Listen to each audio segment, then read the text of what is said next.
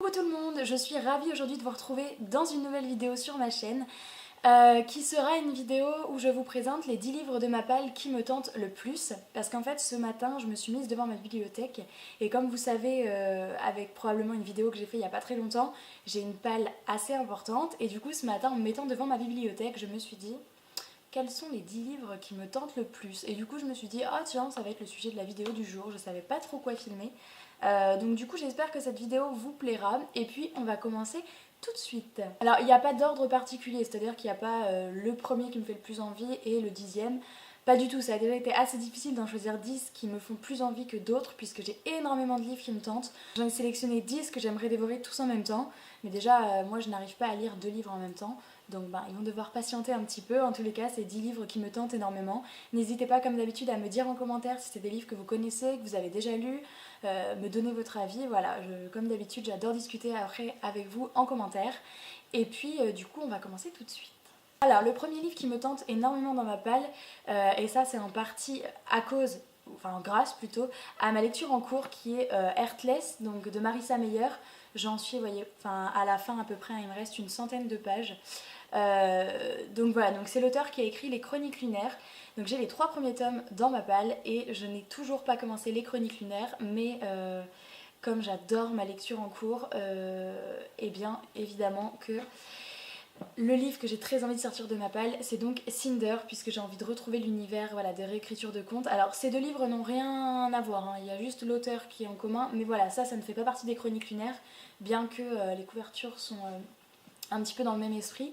Mais voilà, c'est totalement différent. Ça, c'est un one-shot et donc ça, c'est la saga des Chroniques lunaires. Je ne connais toujours pas la saga des Chroniques lunaires de Marissa Meyer. Donc là, c'est le tome 1, Cinder, publié chez Pocket Jeunesse. Du coup, j'ai très envie de découvrir Cinder. J'adore sa plume, j'adore l'univers des réécritures de contes. Je n'en ai pas lu beaucoup, mais franchement, là, Heartless m'a donné trop envie de vraiment me lancer dans cette saga. Je pense que c'était le truc qu'il me fallait pour me pousser à me lancer, bien qu'elle me faisait envie avant. Mais alors là... Là voilà, il n'y a plus aucune barrière et j'ai très envie de la lire. Donc dans ce premier tome, c'est une réécriture de contes de Cendrillon. Et voilà, je crois qu'il y a un côté assez science-fiction avec un côté un petit peu robot et... Bah, de toute façon ça se voit un petit peu à la couverture. Hein. Mais en tous les cas, voilà, je trouve les livres magnifiques, l'histoire a l'air dingue et j'ai trop envie de retrouver l'auteur. Donc ce livre fait partie des 10 qui me font le plus envie de ma bibliothèque. Le deuxième livre de ma palle qui me fait très envie, c'est Caraval de Stéphanie Gerber, publié chez Bayard, Bayard Jeunesse ou Bayard tout court Bayard. Ce livre, ça fait un petit moment que je l'ai acheté d'ailleurs dès sa sortie et je ne l'ai toujours pas lu, mais voilà, j'avoue avoir craqué déjà pour la couverture. Et derrière, il y a attention, ne vous laissez pas trop prendre au jeu. Donc il y a tout un côté avec de la magie, je crois qu'il y a une histoire, je sais pas si c'est un cirque ou en tous les cas il va y avoir une île où une sœur va être enlevée et l'autre sœur va du coup résoudre tout un truc pour pouvoir faire sortir sa sœur. C'est comme un jeu de piste mais un peu malsain du coup. Bref, j'en ai entendu des super avis, j'en ai entendu aussi des moins bons, mais en tous les cas j'ai vu que c'était un coup de cœur pour pas mal de personnes. Oh, j'avais jamais vu qu'il y avait ça dedans. J'ai un petit flyer. Bon. C'était jusqu'au 8 mai 2017, autant vous dire que c'est un petit peu tard. Voilà, en tous les cas, j'ai très envie de le lire. Et entrer dans le jeu, rien ici n'est réel, tout n'est qu'illusion. On passe à une suite de sagas et il s'agit Une flamme dans la nuit de Sabaa Tahir, publié chez Pocket Jeunesse. Comme vous pouvez peut-être le savoir maintenant si vous avez suivi quelques-unes de mes vidéos précédentes, Une braise sous la cendre est pour l'instant le meilleur livre que je n'ai jamais lu, sans compter les Harry Potter, mais en tous les cas c'est le coup de foudre ultime que j'ai eu en lecture.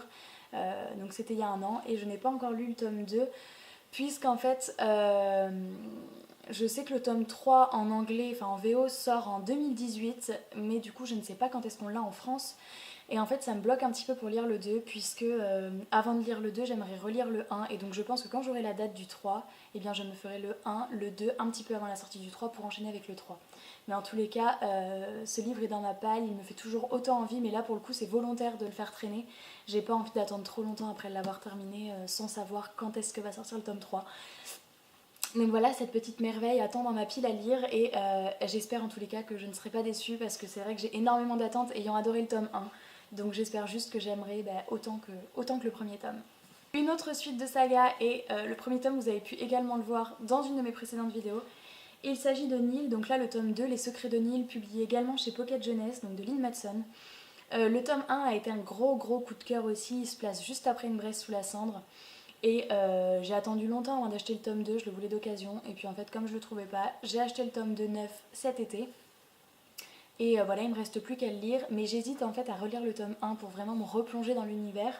Ou alors à demander à quelqu'un de me respoiler le tome 1 pour avoir les éléments principaux. Je vous explique un petit peu du coup dans cette histoire. En tout cas dans le tome 1, on suit une jeune fille qui arrive sur une île déserte sans savoir comment elle est arrivée là. Elle va découvrir un groupe de jeunes qui sont arrivés de la même manière qu'elle. Et en fait, elle va comprendre que chaque jour, des portes magiques apparaissent sur l'île, mais on ne sait pas trop où, on ne sait pas comment, on ne sait pas quand. En tous les cas, on sait juste qu'apparemment, il faudrait choper une de ces portes pour réussir à s'en aller et à retourner à la vie réelle. Au bout d'un an, si on n'a toujours pas pris de porte, on meurt. Donc j'avais trouvé le tome 1 absolument passionnant, hyper bien rythmé, et voilà, clairement, il n'y a rien à dire de plus. C'était une histoire que j'ai adorée. Il y a un petit poil qui vole. Qu'est-ce que c'est que ça? Ah, poil d'écharpe. J'avais adoré le tome 1 et du coup je me languis de découvrir ce deuxième tome. On va arriver à un livre où je vais absolument pas pouvoir vous dire de quoi ça parle puisque il n'y a pas vraiment de résumé et que je n'ai jamais voulu savoir de quoi ça parlait. Voilà, ça arrive souvent, mais là en tous les cas, c'en est l'exemple. Il s'agit de Diabolique, Protéger ou Mourir, donc de S.J. Kincaid, publié chez Bayard. Et clairement ce livre je ne sais pas de quoi ça parle. Voilà, je sais juste que c'est du science-fiction, peut-être même une dystopie, et que ça a été très bien noté, que j'adore la couverture, et que du coup j'avais acheté, j'avais trouvé d'occasion pour pas grand chose. Et voilà, moi quand c'est dans un genre littéraire que j'adore, que c'est bien noté, et que voilà, je prends quoi. Le prochain livre de ma palle qui me tente énormément, c'est Aussi libre qu'un rêve de Manon Fergeton, publié chez Castlemore. Ce livre, j'aimerais bien d'ailleurs le lire prochainement, donc c'est-à-dire peut-être pas après ma lecture en cours parce que j'ai un autre livre à lire, mais en tous les cas juste après j'aimerais le lire puisqu'en fait j'aimerais le faire dédicacer au Salon du Livre de Montreuil, puisque pour ceux qui ne le savent pas encore, je vais au Salon du Livre de Montreuil donc le samedi et le dimanche, et l'auteur sera sur place, donc je me suis dit pourquoi pas me caler la lecture d'un de ses livres avant d'y aller, et puis voilà, si j'aime, pourquoi pas le faire dédicacer puisque je n'ai jamais lu de roman de cet auteur, donc celui-ci n'étant pas très long. C'est une dystopie encore et du coup il me fait trop envie, et voilà, celui-là je pense vraiment le lire dans le mois de novembre, là avant le salon du livre.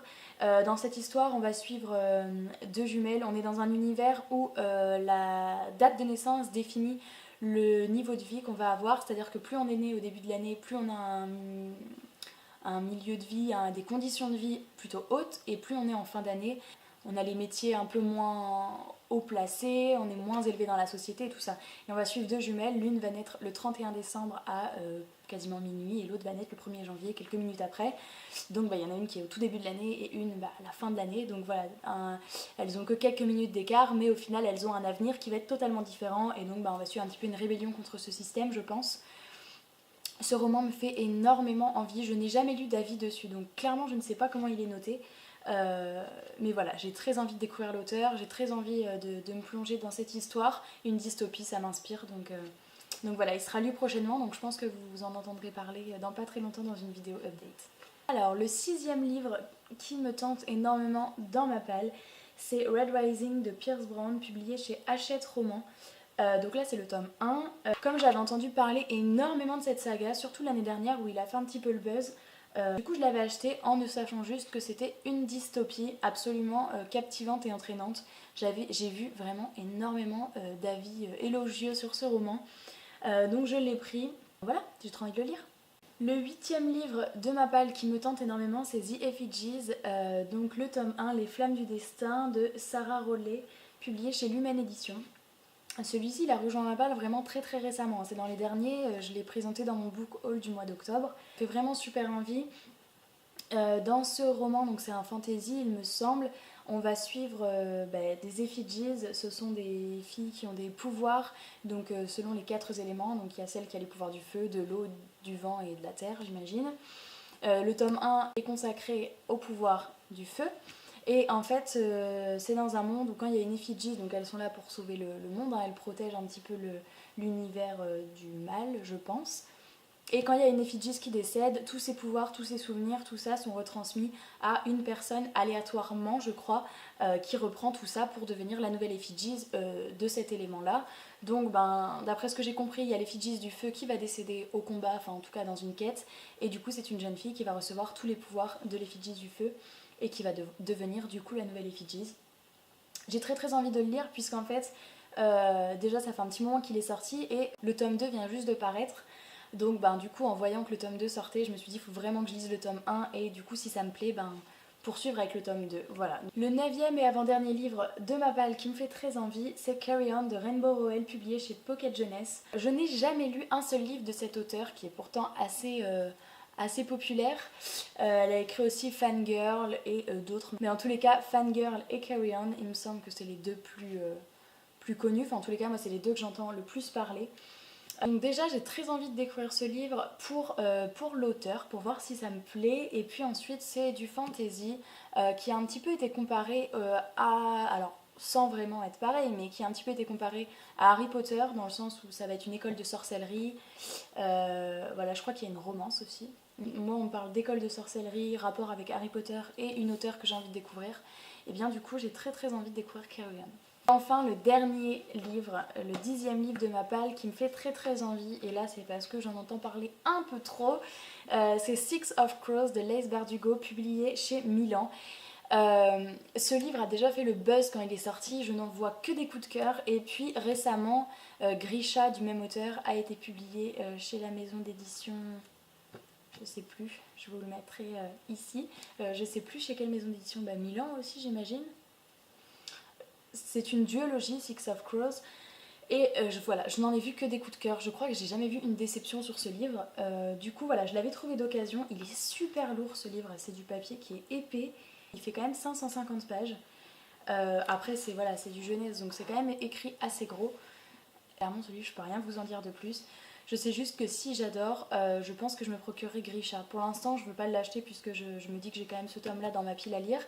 Donc, mais si j'aime beaucoup et que j'accroche à l'univers de Laïs Bardugo, il me semble que Grisha, enfin non c'est même pas il me semble, c'est Grisha, ça parle de certaines créatures, enfin les sorcières ou je sais pas trop quoi qu'on trouve dans l'univers de Six of Crows. Donc si j'accroche vraiment à l'univers et si j'aime beaucoup, je lirai le tome 2 et j'achèterai Grisha également. En tous les cas, ce livre me tente énormément. Cette vidéo est terminée. N'hésitez pas à me dire en commentaire si vous en connaissez certains ou si vous en avez lu. N'hésitez pas non plus à me mettre, si vous voulez, un petit pouce bleu. Ne vous privez pas surtout. On est presque aux 600 abonnés. C'est génial, c'est dingue, c'est ouf. J'ai l'impression que, la dernière vidéo, je vous ai déjà remercié pour ça. Mais en fait, c'est que chaque semaine, j'ai l'impression qu'on est vraiment de plus en plus et c'est génial. Franchement, c'est génial. Donc je vous remercie une nouvelle fois d'avoir regardé cette vidéo jusqu'au bout. J'espère que cette vidéo vous aura plu. N'hésitez pas à me dire les livres de votre palle qui vous font très envie. Du coup on se retrouve bientôt pour une prochaine vidéo. Ciao!